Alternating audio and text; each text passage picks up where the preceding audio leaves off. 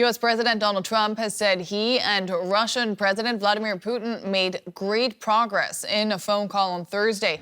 He added that they'd agreed to meet in Budapest, though provided no date. Trump wrote on Truth Social that the meeting in Hungary would be to end the, quote, inglorious war between Russia and Ukraine. His phone call with the Russian leader comes a day before he is due to meet with Ukrainian President Volodymyr Zelenskyy in Washington. I'd like to thank you very much. And let's go straight to our correspondent in D.C., Misha Komadovsky. Misha, what more do we know about that phone call?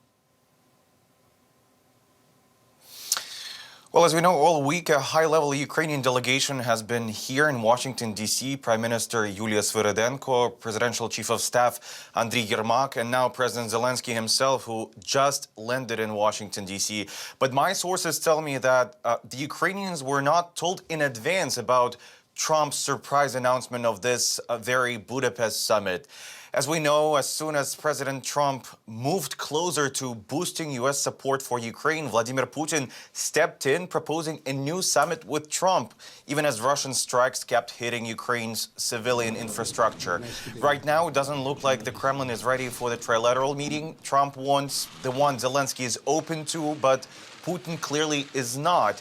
And Trump himself has said that Putin doesn't want to end this war anytime soon. And according to the president, he and Putin agreed to meet in Budapest, though there is still no date. Their teams, including Secretary of State Marco Rubio, are set to meet next week. But again, the location is unclear. The location is clear. It's Budapest. It's the date that is unclear. But why Budapest?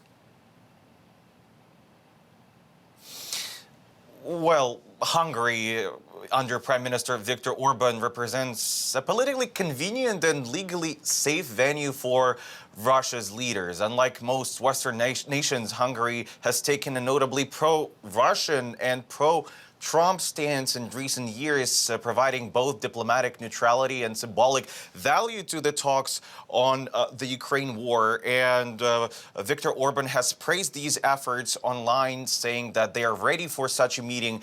And Hungary, as we know, is still technically part of the International Criminal Court in 2025, which is currently prosecuting Vladimir Putin, but is in the formal process of withdrawing. So indeed, it is a safe haven for Putin.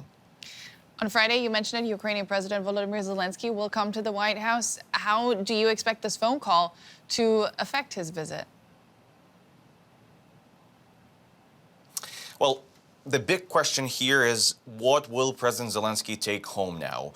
My sources say that in the latest call with Trump, Zelenskyy asked the president to lift the ban on long-range U.S. weapon strikes inside Russia, and he hoped that this decision would be announced at their meeting.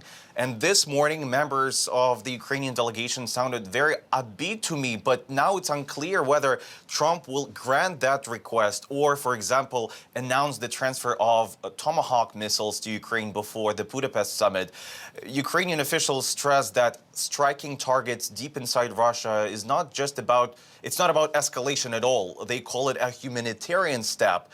As it sounds like a paradox, but they argue such strikes could actually save lives by stopping Russian attacks that kill mostly civilians and destroy Ukraine's infrastructure every day. DW Washington correspondent Misha Komadovsky. Thank you so much, Misha.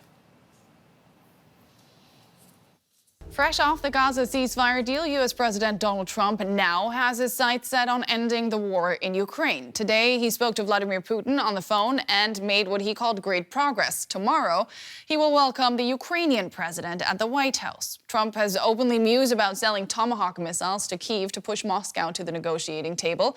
In a moment, I'll speak to an analyst about the challenges in securing peace in Ukraine. But first, here's a look at the momentum and the tactics Trump might use. First, we have to get Russia done. We got to get that one done. There is now very strong momentum for peace in the world, following the agreements reached for the Middle East. This afternoon, I would like to take the opportunity to talk to the American president again about what we can do together to end this war. After 8 months in office, U.S. President Donald Trump has confidence that he can solve multiple long-lasting conflicts around the globe, and that everyone else wants to get on board. But despite claiming last year that he could end the war in Ukraine in 24 hours, Trump has had no luck in solving it so far. Peace through strength has been Trump's motto, but over much of the past year, there's been little military strength on offer. In February, Trump humiliated Ukrainian President Volodymyr Zelenskyy in the White House for allegedly being ungrateful, then briefly cut off weapons and intelligence sharing. He seemed to defer to Russian President Vladimir Putin's take on the war and placed great emphasis on a summit in Alaska in August with the Russian leader. But when that failed to yield results, Trump lost patience. He warmed to Zelenskyy, and his tone became much more critical of Russia. The U.S. has not publicly reached out to China and India, Russia's friends who might have been able to provide pressure, despite Indian Prime Minister Narendra Modi's offer to mediate. Instead, Trump started a trade war with China and slapped 50% tariffs on India as punishment for buying Russian oil. Now Trump says India will stop purchasing Russian oil and that he will urge China to do the same.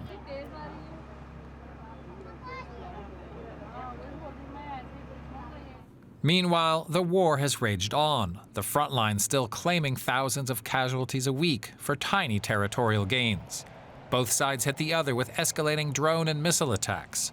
Russia hitting Ukrainian infrastructure to shut off electricity and heat, and Ukraine targeting Russian oil facilities to hit its economy where it hurts.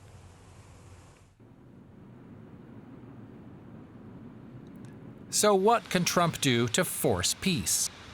Since giving up on diplomacy with Putin, Trump has brought up one way to make peace through strength a reality, supplying Ukraine with a weapon Russia fears, one that can strike deep inside its borders. I might say, look, if this war's not going to get settled, I'm going to send them Tomahawks. I may say that. The Tomahawk is an incredible weapon, very offensive weapon. Tomahawk missiles carry a 500-kilogram payload much farther than the medium-range missiles like ATACMS and Storm Shadows that Ukraine has been using. Its 2,500-kilometer range puts Moscow within striking distance, as well as the Olenia Air Base, where Russia launches many of the missiles that have been pounding Ukraine. Tomahawks are at the top of Ukraine's wish list, and the very idea that the U.S. might supply them to Ukraine has provoked Russia. It's important to understand that we're talking about missiles that can also be nuclear capable. Therefore, this is a truly serious round of escalation.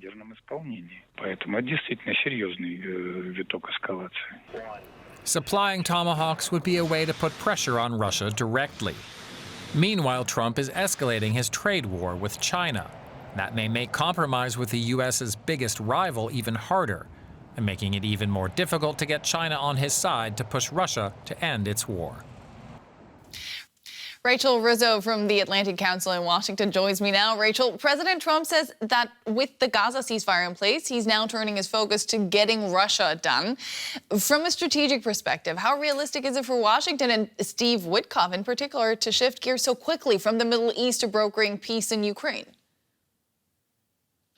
Well, I think it's important to note that Trump and his team have been trying to, quote, get Russia done since Trump entered office in January. And I think their team does deserve a lot of praise for what they were able to accomplish with the Gaza and Israel ceasefire. But I think we also have to remember that the conflict in Ukraine, Russia's war against Ukraine, is a very different kind of conflict.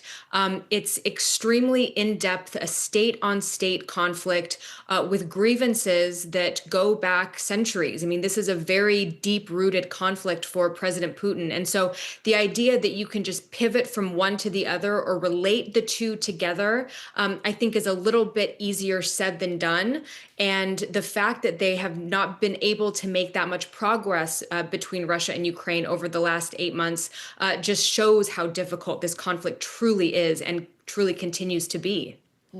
Putin has so far resisted direct talks with Volodymyr Zelenskyy of Ukraine, of course. Does the breakthrough in Gaza put any pressure at all on him to force a change? I'm a little bit bearish on this. I don't think that the outcome in the Middle East puts pressure on Putin. I mean, there's nothing about that, the outcome of that potential conflict in the Middle East that would result in Vladimir Putin sitting back and saying, well, you know what, this needs to come to an end. A ceasefire needs to be in place. Walking away in his mind with anything less than a win is a non-negotiable. And up until this point, he has shown no desire to negotiate. He's shown no desire to come to the table. On the flip side, he has continued his bombings, continued his aggression against Ukraine, against civilians in particular. And so I think that you will see from the Trump team starting to put more pressure on Putin, but the outcome in the Middle East is not what's going to translate into that pressure. It's going to be what the U.S. is willing to provide the Ukrainians going forward, and how Europe and the U.S. are going to be willing to put more pressure on Russia. Mm-hmm. There has been a lot of talk about momentum. It sounds like you would say that that is not a factor here. I wouldn't say it's the deciding factor, no. I mean, I think that if you're sitting in the White House at the moment and you're Trump or you're Witkoff or you're these negotiating teams, you're probably feeling pretty good about what you accomplished out of the negotiations in Egypt last week. And again, like I said, I think they deserve a lot of credit for that. And let's hope they can try to push that momentum into some sort of negotiated ceasefire between Russia and Ukraine. But I don't think that Putin is going to be any more willing to come to the table because of what Trump's team was able to accomplish. They're separate conflicts. They're very different from one another. But now that one in the Middle East is at least settled for now. There's a lot of unknowns on the table. Now the team can hopefully put more focus on really putting pressure on Russia to get them to the table. So let's watch that closely over the coming weeks and see if we can get something out of that. Of course, Zelensky's coming to the White House tomorrow here in Washington, and we'll be watching that closely as well. Exactly. And he insists that Ukraine will not negotiate from a position of weakness. He always has, and he holds on to the Ukrainian vision of a just peace. What negotiating position would you say they find themselves in right now with seemingly stronger U.S. backing, because the rhetoric towards Russia has markedly changed, but a difficult situation nonetheless on the battlefield? It's definitely changed, at least the rhetoric from the United States. I think, looking back on that February meeting between Zelenskyy and Trump in the Oval Office that went totally off the rails, people that watch this conflict closely watched that happening and thought to ourselves, this really does not bode well for Ukraine, and it certainly didn't.